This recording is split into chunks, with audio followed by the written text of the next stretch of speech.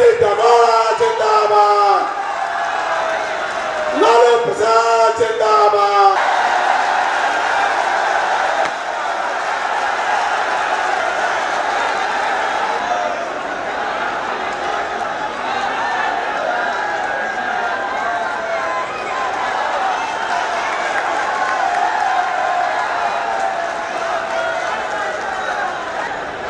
साथियों,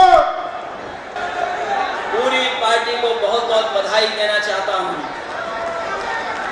साथ ही साथ नेताजी और उनके तमाम सहयोगी साथियों को इस बात की भी मुबारकबाद देना चाहता हूं कि जो संघर्ष खून पसीने से बहा करके टेढ़े मेढ़े ऊंचे नीचे रास्तों से लेकर के एक शानदार समाजवादी पार्टी आपने बनाने का काम किया, उसके लिए मैं बहुत बहुत बधाई देता हूं। आज जब हम यहाँ पंडाल में बैठे हैं, ये जनेश्वर जी के नाम से बना हुआ पार्क है और मैं ये कह सकता हूं कि दुनिया में तमाम वो ताकतवर देश हैं, उन्होंने भी पार्क अपनी जगह पर बनाए हैं। अगर कहीं दुनिया के नामी पार्क हैं अगर, तो मैं ये कह सकता हूं इतने पेड़ पौधे, इतने तरह तरह के पेड़ पौधों वाला पार्क, इतनी हरियाली वाला पार्क, साइकिल के साथ पैदल चलने वाला पार्क कहीं नहीं होगा जितना शानदार आपके लखनऊ और उत्तर प्रदेश में है। नेताजी ने लोहिया पार्क बनाया था और आज भी जिन लोगों को ऑक्सीजन की जरूरत पड़ती है उस लोहिया पार्क में जाकर के ऑक्सीजन लेने का काम करते हैं। ये छोटे लोहिया जनेश्वर जी का पार्क है, ये भी ऐतिहासिक पार्क है क्योंकि बहुत बड़े बड़े कार्यक्रम यहाँ पर हुए हैं और जब हम रजत जयंती की शुरुआत कर रहे हैं, ये ऐतिहासिक पल इसलिए भी है क्योंकि यहाँ आज समाजवादी जितने लोग हैं ये संकल्प लेने भी आए हैं। हमारे जितने मंच पे नेता ये संकल्प भी दिलाने आए हैं कि जिस तरीके से नेताजी इतनी बड़ी पार्टी को यहाँ पर लेकर के आए हैं, 25 साल जब हम मना रहे हैं, तो हमारे मंच और हमारे सामने बैठे जितने भी नौजवान से लेकर के पार्टी के जितने पदाधिकारी हैं, जितने भी नेता हैं, उनकी ये जिम्मेदारी बनती है कि आने वाले 25 साल तक ये समाजवादी पार्टी यहाँ कैसे मजबूती से दिखाई दे। अभी मैं पूर्व प्रधानमंत्री आदरणीय देवेगौड़ा जी का भाषण सुन रहा था। उन्होंने कहा कि उत्तर प्रदेश फ्यूचर है भारत का। हम ये कहते हैं कि आने वाले समय में जो चुनाव होने जा रहा है, ये भारत का भविष्य तय करेगा कि भारत किस तरफ जाएगा, ये देश किस तरफ जाएगा।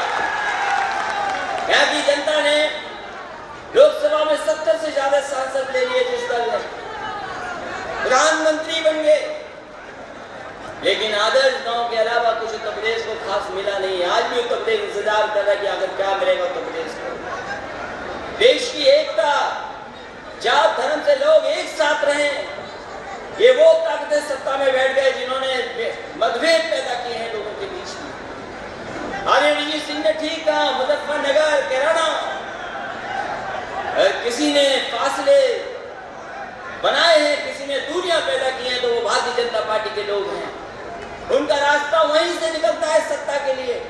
इसलिए हम भरोसा दिलाते हैं आपने तमाम लोगों को कि उत्तर प्रदेश में समाजवादी एक बार फिर लौट करके आएंगे। ऐसी ताकतों को हम आगे बढ़ने नहीं देंगे उत्तर प्रदेश में।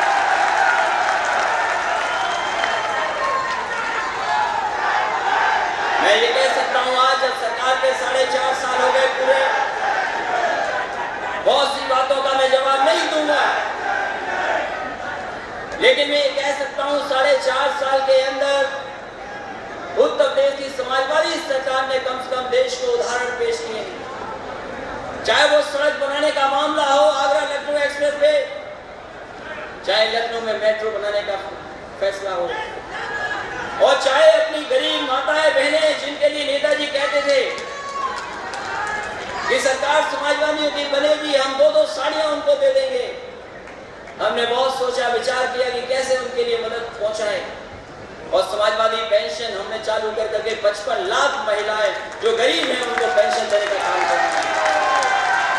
और बिना भेदभाव के, न जात का न धर्म का, हम तो ये कहते हैं पहली बार इतने बड़े पैमाने पर दलितों को, मुसलमान भाइयों को और सामान्य जाति के लोगों को समाजवादी पेंशन मिल पा रही होगी जो समाजवादी पार्टी के लोग दे रहे हैं। इसका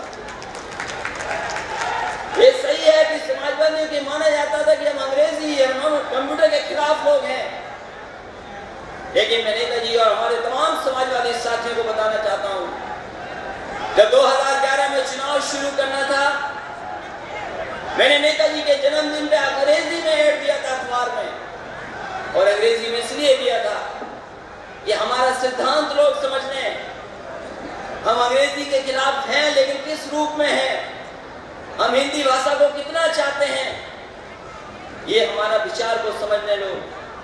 हम भाषा के खिलाफ नहीं हैं, लेकिन लोक भाषा जो हमारी भारतीय भाषा है, जो आम भाषा है, और अगर उसको दब जाएगी तो हम ऐसी भाषा के खिलाफ खड़े होंगे। हम लोगों ने लैपटॉप बांट दिया, और वो लैपटॉप ऐसा बांट दिया, आज भी विरोधी कहते हैं, आज भी जो 4 साल 3.5 साल पहले जो लैपटॉप दिया हम समाजवादी लोगों ने, वो लैपटॉप जब ऑन होता है, जब चालू किया जाता है, तो उसमें नेताजी की तस्वीर आती है। आज भी विरोधी लोग उस तस्वीर को नहीं हटा पाते। ऐसा लैपटॉप देश में कहीं नहीं किसी ने बांटा, हमने बांट के दिखा दिया। इसलिए साथियों, बहुत दूर आए हम लोग चल करके, बहुत आगे आ गई है समाजवादी पार्टी। इससे आगे और कैसे जाए, ये हमें और आपको सोच करके फैसला लेना है, क्योंकि देश और दुनिया की तरक्की का रास्ता समाजवादी विचारधारा है।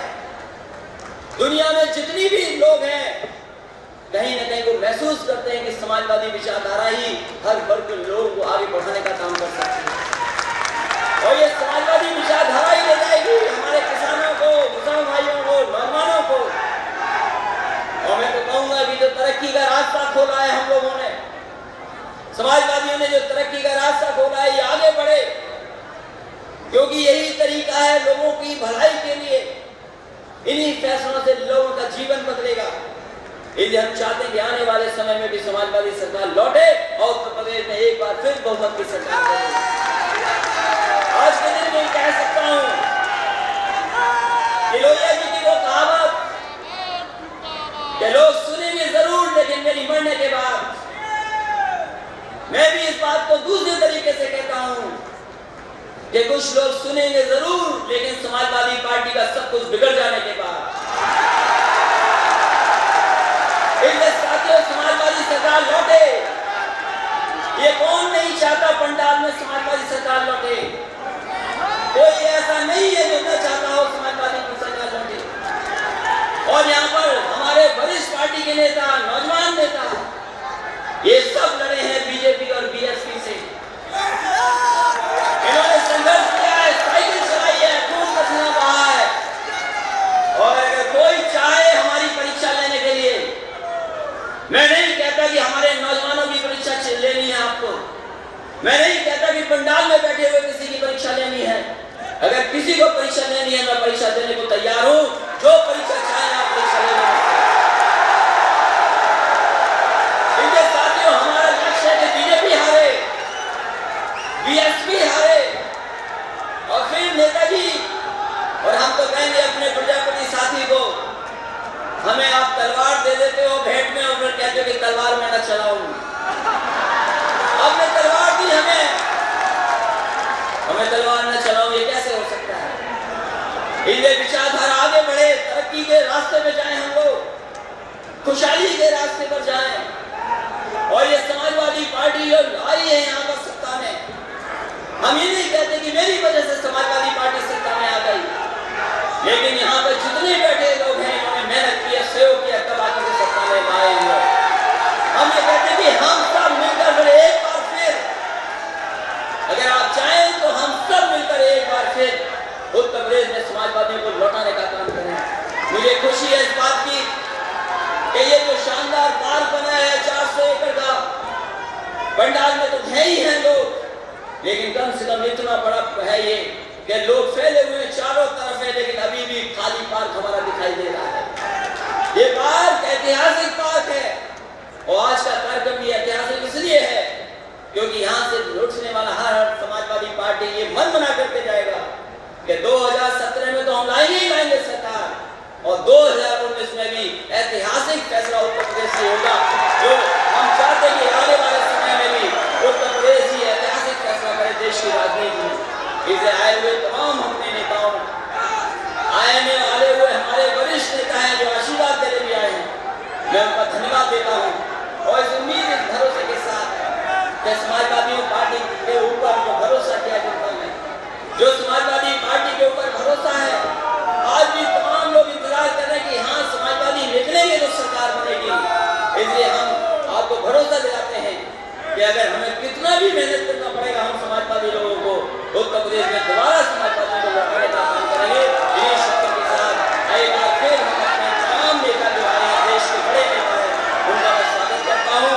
आए हुए जितने भी समाजवादी साथी इस पंडाल में बैठे हैं, मैं उनका भी धन्यवाद देता हूँ और आभार व्यक्त करता हूँ कि लगातार 2 तारीख से 3 तारीख 4 और आज जो 5 तारीख को हम मिल रहे हैं, आज भी कार्यक्रम आपने सफल बनाने का काम किया है। आप सबको बहुत बहुत बधाई, बहुत बहुत धन्यवाद, क्योंकि रजत जयंती की शुरुआत है। रजत जयंती शुरुआत है, सोचो अगर रजत जयंती की शुरुआत है और आने वाले समय में आपकी सरकार हो तो सोचिए कि रजत जयंती में आपकी सरकार में कितनी बड़ी खुशी होगी। हम लोग कितने खुशी के साथ पूरा वर्ष मनाएंगे रजत जयंती का, क्योंकि रजत जयंती में हम शुरुआत कर रहे हैं, सरकार आपकी है और जब खत्म हो तब भी सरकार आपकी हो। इस भरोसे के साथ हम आपका बहुत बहुत स्वागत करते हैं।